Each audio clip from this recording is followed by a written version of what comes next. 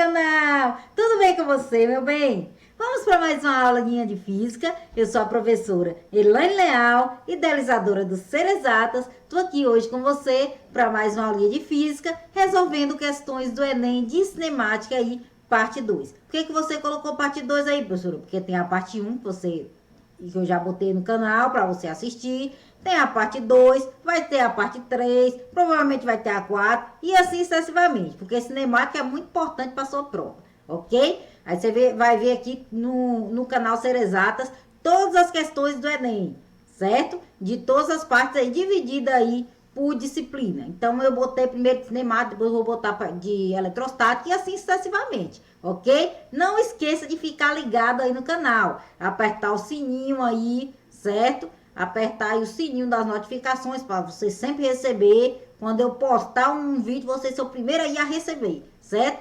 Clicar aí no curtir para dar uma moralzinha para a professora sempre postar coisa para você, né? Certo? E compartilhar com os amigos, ok, meu querido? Vamos lá para a nossa aula de hoje. Vamos lá. O que você verá hoje na sua pirâmide do saber? O que você vai saber hoje quando você terminar essa aula aí? Você vai saber resolver questões do Enem de 2002, de 2006, de 2008, de 2009 e de 2011. Estude em casa com Ser Exatas.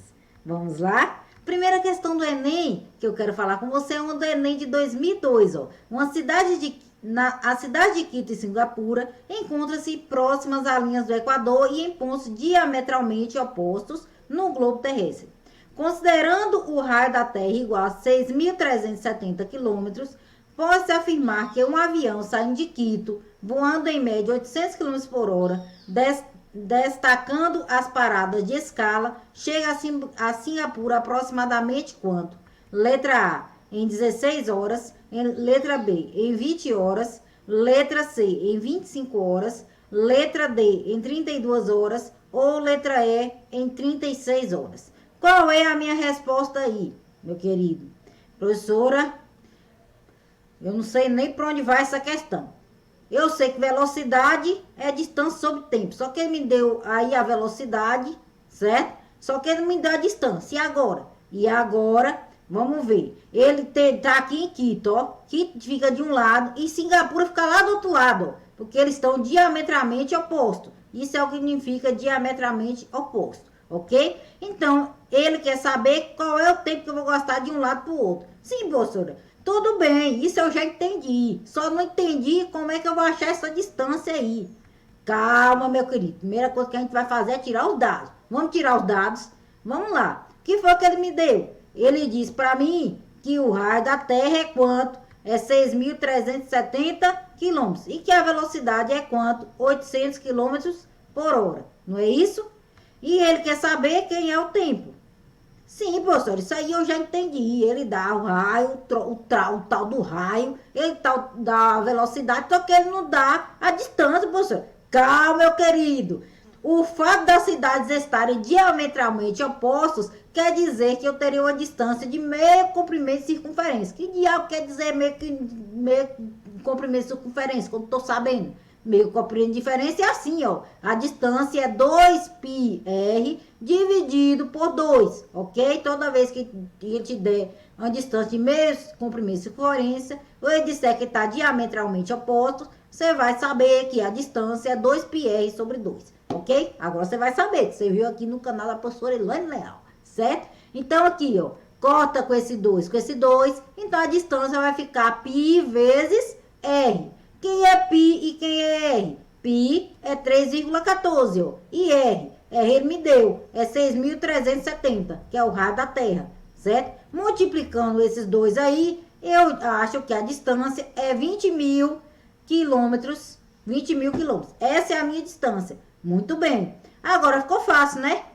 Agora, depois que a senhora explicou, ficou fácil, né? Meu querido, eu estou aqui para te ajudar mesmo, certo? Esse é o meu papel, eu sou professor, então esse é o meu papel, não é não?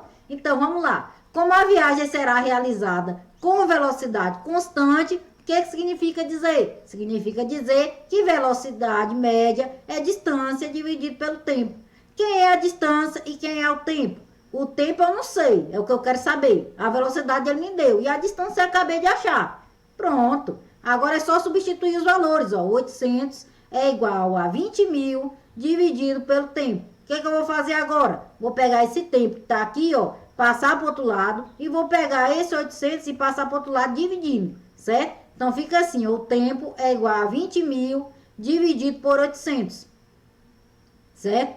Então eu vou pegar esse zero e cortar com esse e esse zero e cortar com esse. Como é que vai ficar? Fica 200 dividido por 8. Quanto é 200 dividido por 8? É 25, né? Então o tempo é 25 horas, certo? É só agora eu marcar a letra C e ir pra galera, certo, meu querido? Entendeu direitinho? Se você entendeu direitinho, toda vez que você vê uma questão parecida com essa, você já vai saber resolver, não é não? Diga aí. Vamos lá. Vamos agora para outra questãozinha do Enem aí, uma de 2006. Na preparação da madeira em uma indústria de móveis, utiliza-se uma lixadeira constituída de 4 grupos de polia, como ilustra o esquema ao lado. Em cada grupo, 2 polias de tamanhos diferentes são interligadas por uma correia provida de lixa. Uma prancha de madeira é empurrada pelas polias no sentido de A para B, como indicado no esquema. E ao mesmo tempo que um sistema é acionado para frear seu movimento, de modo que a velocidade da prancha seja inferior ao da lixa. O equipamento acima descrito funciona com os grupos de polia girando da seguinte forma. Então, a gente tem aqui, ó, os grupos de polia, certo? E ele pergunta qual forma que ele gira aí. 1 e 2 no sentido horário, 3 e 4 no sentido anti-horário, 1 e 3 no sentido horário, 2 e 4 no sentido anti-horário, 1 e 2 no sentido anti-horário, 3 e 4 no sentido horário, 1 e 4 no sentido horário, 2 e 3 no sentido anti-horário, 1, 2, 3 e 4 no sentido anti-horário.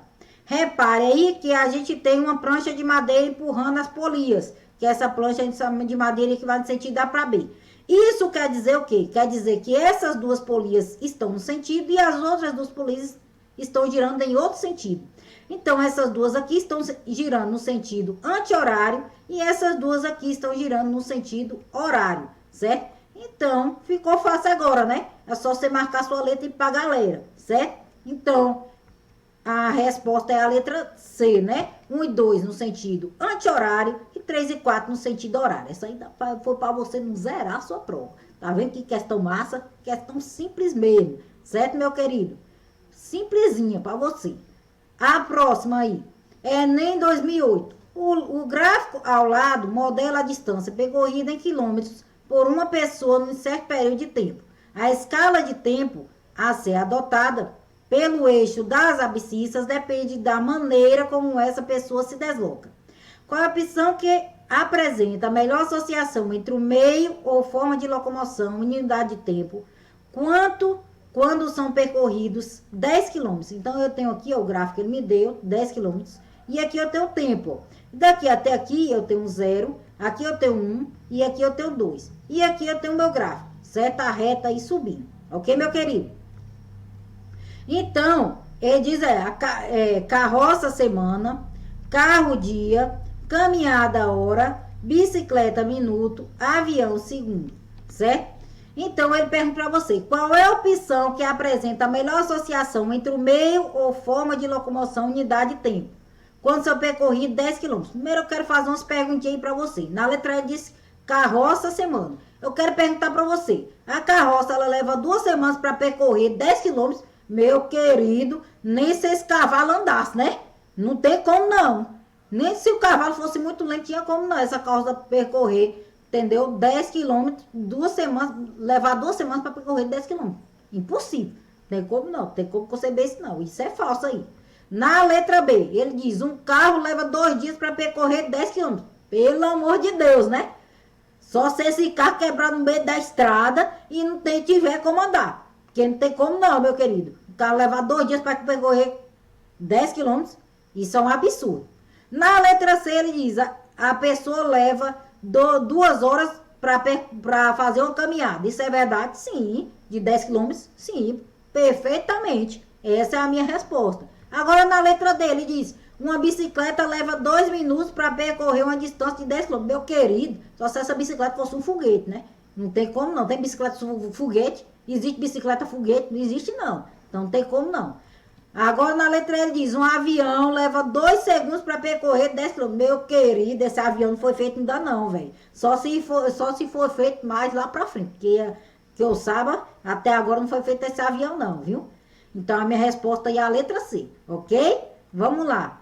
Uma questão do Enem de 2009 agora, certo? O super-herói e as leis de movimento. E aí, você gosta do super-herói? Gosta da lei de movimento? Meu que, professora, eu adoro o negócio de super-herói. Agora o negócio de lei de movimento não é comigo, não. Meu querido, você tem que aprender a gostar, certo? Você vai botar na cabeça. Eu gosto, eu gosto, eu gosto, eu gosto. Você tem que botar na cabeça assim. Eu gosto, eu gosto, eu gosto, eu gosto. É, porque se você botar na cabeça, eu não gosto, chegar lá na prova, vai travar tudo. Você tem que botar na cabeça. Eu gosto, eu gosto, eu gosto, eu gosto. Certo? Que é para chegar na prova você resolver tudo, tirar nota 10 na prova de física e lá no Enem. Ok? Vamos lá. Uma das razões para pensar sobre física dos super-heróis é, acima de tudo, uma forma divertida de explorar muitos fenômenos físicos interessantes, desde fenômenos corriqueiros até eventos considerados fantásticos.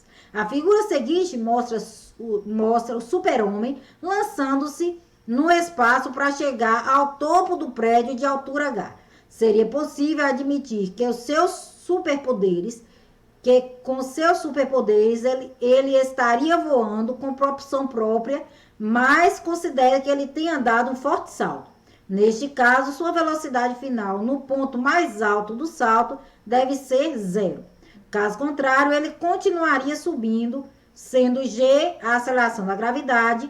A relação entre a velocidade inicial do super-homem e a altura atingida é dada por V ao quadrado igual a 2GH. Então, a gente tem aqui a fotozinha do super-herói dada aí pelo Enem, certo? Agora, o que foi que ele me disse aí? Eu quero saber que ele tem uma certa aceleração. Você tá vendo que ele tem aceleração aí, sendo G a aceleração da gravidade.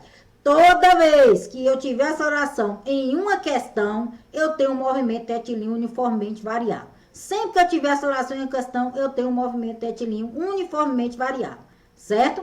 Então, a velocidade média, neste caso, é velocidade final mais velocidade inicial dividido por 2. Ou seja, toda vez que eu tiver um movimento retilíneo uniformemente variado, a velocidade média é a média das velocidades, ok? O super-herói, ele parte com a velocidade V até e ao final a velocidade dele é 0, né? Porque ele diz aí na questão, certo? Olha aí de azul, sua velocidade final no ponto mais alto do salto deve ser 0. Ele diz aí, certo? É o que ele me diz. Então, quer dizer que a velocidade média é 0, que é a velocidade final, mais V, que é a velocidade inicial, dividido por 2. Então, a velocidade média é V dividido por 2. A velocidade inicial dividido por 2. Que eu chamei de V dividido por 2. Ok?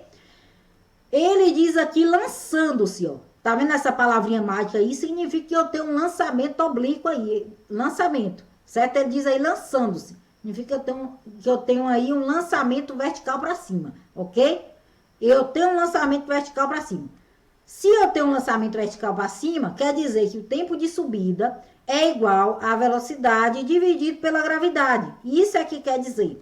Então, quer dizer que a velocidade média mais o tempo de subida é igual à velocidade dividido pela gravidade. Ok? Mais a velocidade ao quadrado dividido pela gravidade. Só que a velocidade média mais o tempo de subida é quem? É a altura H. Então, a altura H é a velocidade ao quadrado dividido por 2, ok? Essa que é minha altura H. Muito bem. Aí ele pergunta para você, a altura que o super-homem alcança e que seu salto depende do quadrado de sua velocidade inicial, por quê? A altura que o super-homem alcança em seu salto depende do quadrado da sua velocidade inicial. Por quê? Porque a altura do seu pulo é proporcional à sua velocidade média multiplicada pelo tempo que ele permanece no ar ao quadrado, porque o tempo que ele permanece no ar é diretamente proporcional à aceleração da gravidade e esse é diretamente proporcional à velocidade, porque o tempo que ele permanece no ar é inversamente proporcional à aceleração da gravidade e essa é inversamente proporcional à velocidade média, porque a aceleração do movimento deve ser elevada ao quadrado, pois existem duas acelerações envolvidas, a aceleração da gravidade e a aceleração do salto. porque a altura do seu pulo é proporcional à sua velocidade média multiplicada pelo tempo que ele permanece no ar. E esse tempo também depende da sua velocidade inicial. Vamos lá. Qual é a minha resposta aí? Professora, endoidei tudo aqui. Eu não sei não. Calma, vamos analisar resposta por resposta que nós vamos saber agora, certo? Vamos lá. A altura do seu pulo é proporcional à sua velocidade média multiplicada pelo tempo que ele permanece no ar ao quadrado. Esse tempo é elevado ao quadrado? Não, né? Então não tem como não, meu querido. Não tem como ser essa resposta. Porque ela vai depender do tempo e não do tempo ao quadrado, certo? Então essa questão ele é falsa.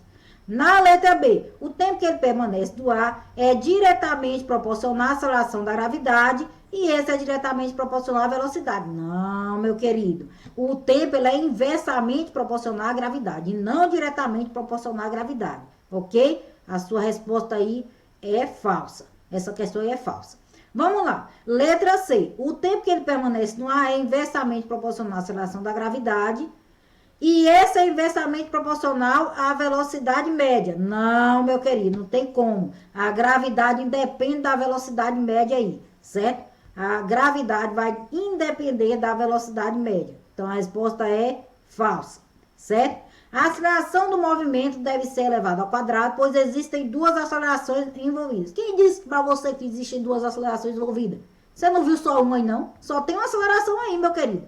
A única aceleração que tem aí é a aceleração da gravidade. Não tem como ter duas acelerações envolvidas aí, porque eu só tem uma aí. É a aceleração da gravidade, ok? Então, essa questão é falsa, certo? A altura do seu pulo é proporcional à sua velocidade média multiplicada pelo tempo que ele permanece no ar. E esse tempo também depende da sua velocidade inicial. Essa é a minha resposta. Por quê? Porque a gente viu lá que velocidade média mais o tempo de subida é igual a velocidade ao quadrado dividido por 2. Velocidade inicial ao quadrado dividido por 2. Então, a altura é a velocidade inicial ao quadrado dividido por 2. Então, essa é a minha resposta, certo? Essa é a verdadeira aí. Vamos para mais uma questão. Enem 2011 aí, ó. Para medir o tempo de reação de uma pessoa, pode-se realizar a seguinte experiência. Mantenha a régua com cerca de 30 centímetros suspensa verticalmente, segurando-a pela extremidade superior, de modo que o zero da régua esteja situado na extremidade inferior. 2. A pessoa deve colocar os seus dedos de sua mão em forma de pinça próximos do zero da régua, sem tocá-la. 3. Sem aviso prévio, a pessoa que estiver segurando a régua deve soltá-la.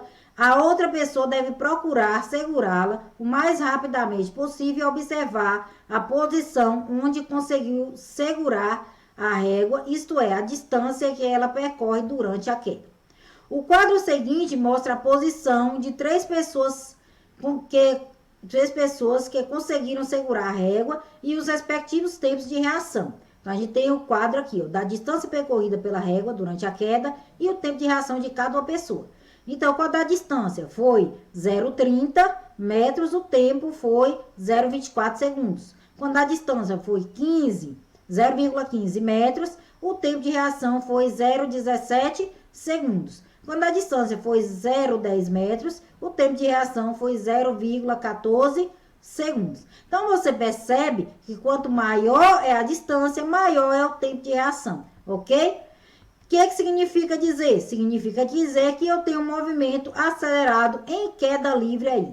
E aí, professor, como é que eu sei que é queda livre? Ele te dá uma palavrinha mágica. Essa palavrinha mágica é a palavrinha soltá-la, ok?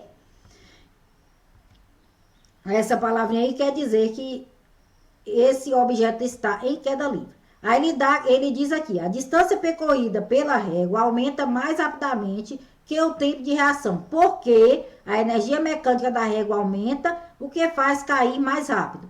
A resistência do ar aumenta, o que faz a régua cair com menor velocidade. A aceleração da queda da régua varia, o que provoca um movimento acelerado. Força-peso da régua tem um valor constante, o que gera um movimento acelerado. Velocidade da régua é constante, o que provoca uma passagem linear do tempo. Vamos analisar uma por uma aqui.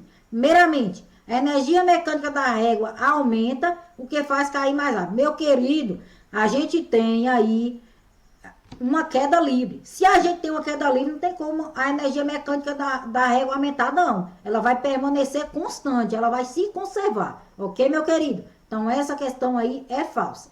Resistência do ar, que faz a régua cair. A resistência do ar é o que faz a régua cair com menor velocidade. Não, meu querido. Como a gente tem uma queda livre, a velocidade da régua aí, ela vai aumentar aí toda, quando ela estiver caindo, ela vai aumentar, certo? Então, que você, quando você está numa altura máxima, você não tem energia cinética, você tem energia potencial gravitacional que não depende da velocidade. À medida que você vai, que ele vai caindo, que o objeto vai caindo, aí sim, vai aumentando a velocidade e chega lá no final, chega com a energia cinética, que depende aí da velocidade, ok? Vamos lá. A aceleração de queda varia, o que provoca o movimento acelerado. Essa alternativa B aí é falsa, certo? Vamos para C agora. A aceleração de queda da régua varia, o que provoca um movimento acelerado. A aceleração de queda varia, o que provoca um movimento acelerado. É o aumento da velocidade que leva ao movimento. Tem nada a ver com a aceleração, certo? É o aumento da velocidade que vai levar ao movimento acelerado aí. A força-peso da régua tem um valor constante, o que gera um movimento acelerado. A questão C, a gente viu que é falsa, né? Realmente, como o peso é constante, a gravidade é constante, então a gente vai ter um movimento acelerado na letra D, certo? Essa é a minha resposta.